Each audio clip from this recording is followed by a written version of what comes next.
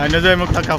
সম্মানিত দর্শক শ্রোতা, আসসালামু আলাইকুম। কাছে এবং দূরে যে এখানে আছেন আপনাদের সকলকে অসংখ্য ধন্যবাদ। আমরা আজকে দেখতে পাচ্ছেন এই যে ভাইয়ের গাড়ি দিয়ে আমরা রড নিয়ে যাচ্ছি। রড আছে আগাও।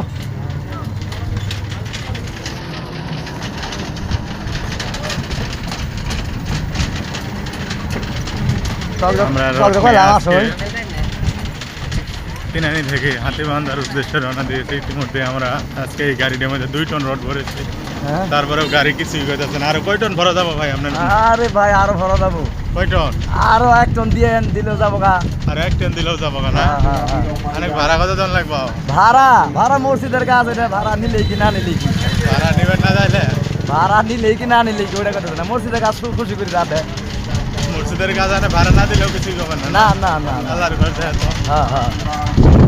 তো যাই হোক, ভাই বললো যে আমরা রডগুলা নিচে ভাই কোনো ভাড়াই নেবো না, যেহেতু রড আছে। একটু মসজিদের দিকে দেখছেন আপনারা। আমরা রডটি নিয়ে এখন কিনারি বাজার থেকে হাতিবান্ধা যাচ্ছি। আপনারা